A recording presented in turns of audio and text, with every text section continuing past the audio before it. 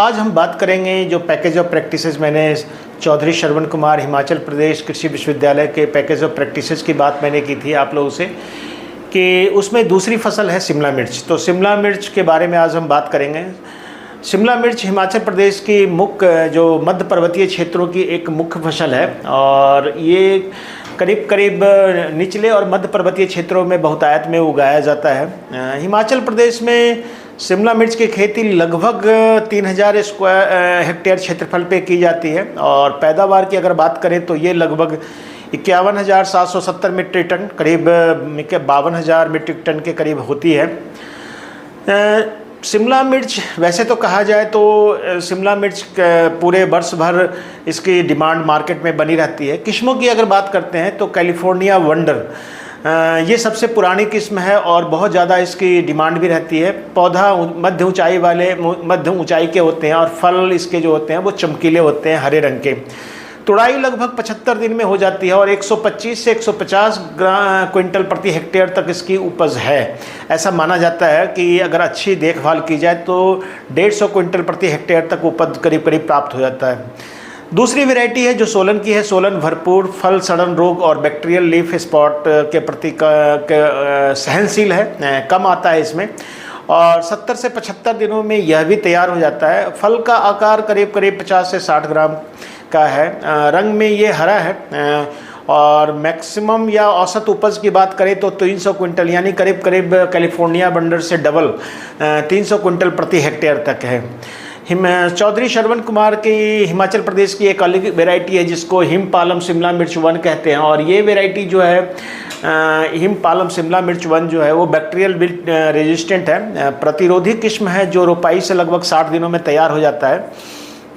फल के आकार की बात करें तो घंटीनुमा फल होता है, थोड़ा सा गहरा हरा रंग का होता है और इसमें 4 लोब्स होते हैं। एक फल का वजन करीब करीब 85 से 90 ग्राम तक होता है और उपज करीब करीब 300 क्विंटल प्रति हेक्टेयर तक है। हम यहाँ की पालमपुर यूनिवर्सिटी की दूसरी जो वैरायटी है वो हिमपालम शिमला मिर्च 2 है जो बैक्टीरियल बिल्ट रेजिस्टेंट वैरायटी है ये भी और औसतन 53 दिनों में ये पौधा में फलन आना शुरू हो जाता है। तो फल का और इसके फल का भार जो है वो करीब करीब 60 ग्राम प्रति ग्राम एक फल का वजन होता है और उपज भी 3 से 350 क्विंटल प्रति हेक्टेयर तक का है। अच्छी वैरायटी है, देखने में खूबसूरत है, इसका पौधा भी अच्छा होता है और बैक्टीरियल बिट जो मेन है उसके प्रति काफ़ी हद तक प्रतिरोधी है। हिमाचल कृषि विश्वविद्यालय की एक और वैरायटी है जो हिमपालम कैप्सिकम पेपरिका 1 करके है और यह अधिक उपज देने वाली किस्म है। पेपरिका मोस्टली शिमला मिर्च की तरह होती है बट ये शिमला मिर्च से थोड़ा इसका बनावट अलग होता है। यह अधिक उपज देने वाली किस्म है और जल्दी तैयार भी हो जाती है, करीब करीब 60 दिनों में इसकी पहली तुड़ाई हो जाती है। यह भी बैक्टीरियल बिल्ट के प्रति थोड़ा बहुत रेजिस्टेंट माना जाता है।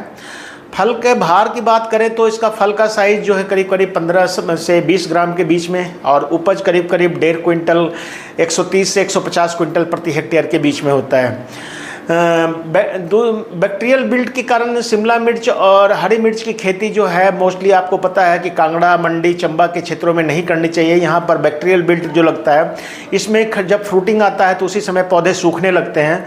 ये बहुत बड़ी समस्या। वैसे कुछ अगर तकनीकी देखभाल की जाए जैसे मेड़ पे लगाना, जड़ों के पास पानी नहीं लगना, तो इसको काफ़ी हद तक नियंत्रित भी किया जा सकता है। अब हम बीज की बात करते हैं कि अगर शिमला मिर्च की सामान्य किस्म को अगर हम लगाएं जो न जैसे कैलिफोर्निया वेंडर वगैरह है तो 30 से 40 ग्राम प्रति कनाल बीज की आवश्यकता पड़ जाती है।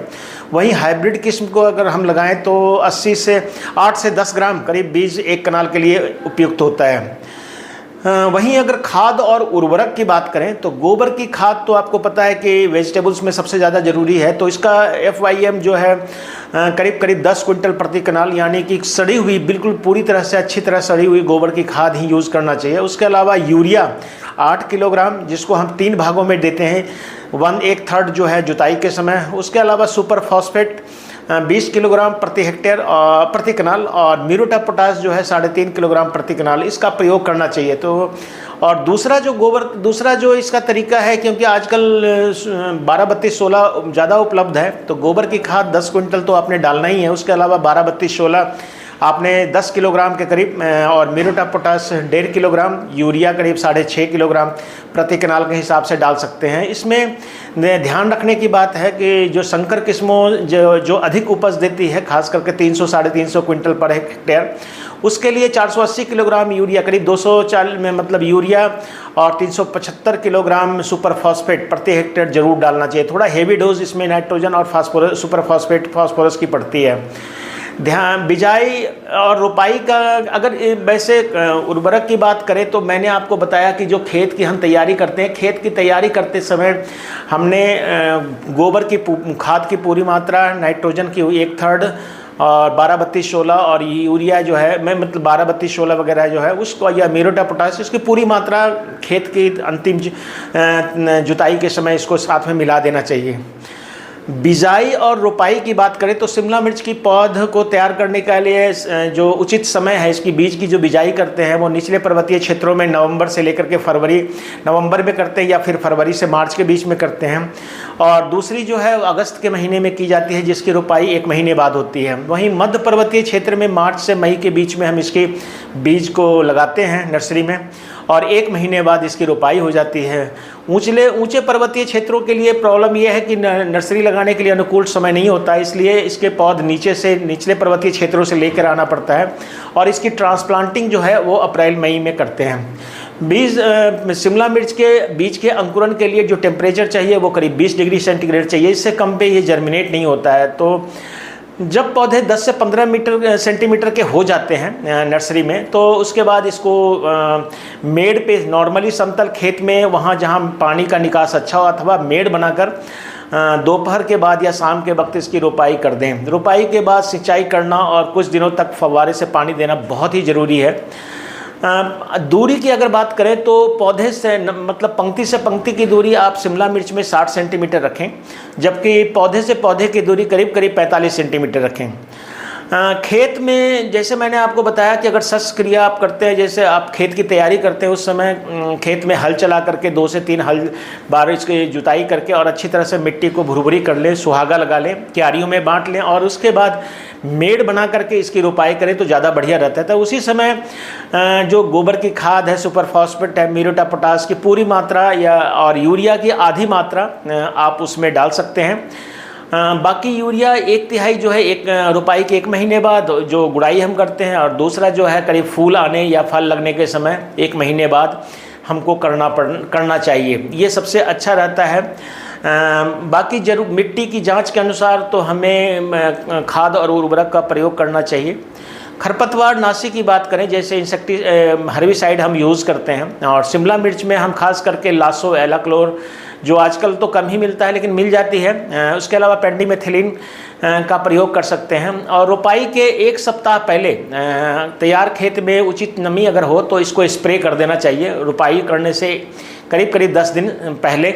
और इसमें ये ध्यान रखना चाहिए कि जो दवा की मात्रा कम से कम 2 पंप 30 लीटर पानी की आवश्यकता 1 कनाल में होती है। तो आपको करीब जो है 160 मिलीलीटर दवा, लासो या पेंडिमेथिलिन, दोनों में से कोई भी लेकर के आप इसका मतलब वेट कंट्रोल के लिए इस्तेमाल कर सकते हैं।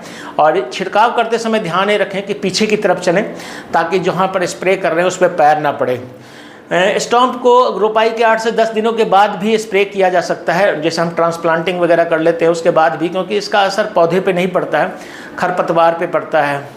सिंचाई बहुत ही ज़रूरी है, क्योंकि कई बार शिमला मिर्च को हम फरवरी मार्च में जब लगाते हैं तो गर्मी के समय में हर सप्ताह करीब इसको पानी की आवश्यकता पड़ती है। इसके पत्ते चूँकि बड़े होते हैं तो इसलिए ज़्यादा हेवी डोज सिंचाई का नहीं देना चाहिए, लेकिन हल्की सिंचाई आपको करते रहनी पड़ेगी। उसी तरह बरसात में कम, लेकिन सर्दी के मौसम में फिर भी ज़रूरत पड़ सकता है। 10 से 15 दिन के अंतराल पर सिंचाई की आवश्यकता पड़ सकती है।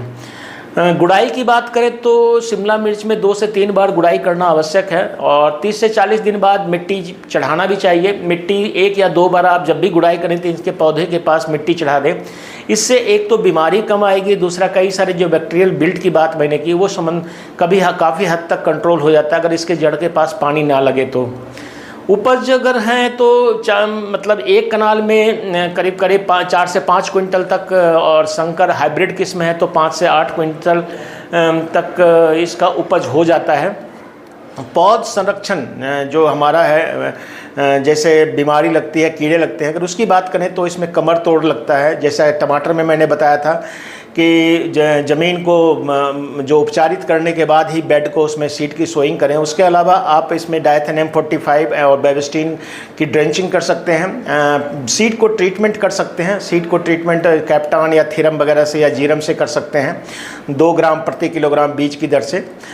फल सड़न और पत्तों का झुलसा रोग भी इसमें लगता है शिमला मिर्च में। फलों पर छोटे छोटे पीले धब्बे बन जाते हैं और इससे जो फल है वो सड़ जाते हैं और पत्ते के ऊपर धब्बे भी बनते हैं और वह झुलस भी जाते हैं। तो इसके लिए आप जो है डिजीज़ फ्री बीज का और जो अच्छी हेल्दी प्लांट है वो ज़रूर लगाएं।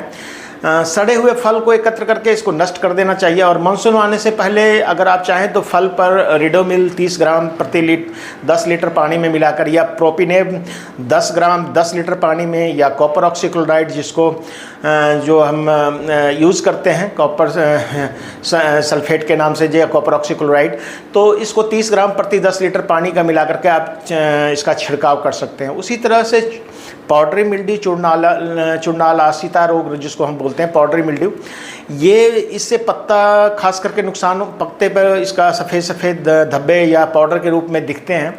तने तथा फल के ऊपर भी हल्का सफ़ेद सफ़ेद रंग चूर्ण के रूप में दिखाई देता है। इसके लिए आप अगर ये पत्ते के पिछले भाग में इसके सिम्टम ज़्यादा साफ नज़र आते हैं शुरुआत में, तो टेबुकोनाजोल जो होता है 4 मिलीलीटर प्रति 10 लीटर पानी में मिला करके, या हेक्साकोनाजोल 5 मिलीलीटर प्रति 10 लीटर पानी में को 15 दिन के अंतराल पर 2 से 3 बार अगर आप छिड़काव करेंगे तो ये काफ़ी हद तक कंट्रोल हो जाता है।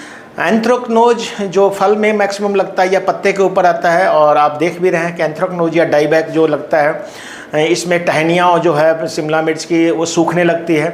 तो रोगग्रस्त टहनियों को ऊपर से काट करके आपने इसको निकाल देना है। फल पर फफूंद के गहरे कई बार गुलाबी रंग के छोटे छोटे धब्बे बन जाते हैं, तो इसके लिए भी टेबुकोनाजोल 4 मिलीलीटर प्रति 10 लीटर पानी या हेक्साकोनाजोल 5 मिलीलीटर प्रति 10 लीटर पानी में मिला करके 10 से 15 दिन के अंतराल पर 2 से 3 बार छिड़काव अवश्य करें। उसी तरह से एक बीमारी आती है जो फ्यूजेरियम बिल्ट जिसको हम बोलते हैं, बैक्टीरियल बिल्ट से थोड़ा अलग होता है ये, और पौधे पीले पड़कर मुरझा जाते हैं। इसमें जो है रोग प्रतिरोधी किस्मों को लगाने के लिए रिकमेंड किया जाता है कि जो फ्यूजेरियम बिल्ट रेजिस्टेंट है उस वैरायटी को लगाएं। और पौधे को शुरुआत से ही डायथेनियम 45 और बेविस्टिन के घोल से आप इसके जड़ को उपचारित करते रहें या ड्रेंचिंग करते रहें। मोजैक भी जो वायरस डिजीज़ है, ये इसमें पत्ते जो हैं वो टेढ़े मेढ़े हो जाते हैं, तो पत्ते हरे रंग के या कई बार उसका रंग भी हरा रंग चला जाता है, मटमैले धब्बे टाइप का हो जाता है, और पत्ते के ऊपर कई बार मोटी धारियाँ भी बन जाती है, पत्ते मुड़ने भी लगते हैं। जो डिजीज्ड प्लांट लीफ होता है वो मोटे हो जाते हैं और गुच्छाकार हो जाता है या गुच्छे में बनते हैं। तो ये भी इसके लिए भी प्रतिरोधी किस्मों की रिकमेंडेशन की जाती है और कोशिश की जाती है कि आप जो सेकेंडरी होस्ट है, जैसे मेड़ के ऊपर आप बाथू या मक्की का पौधा ना लगाएं।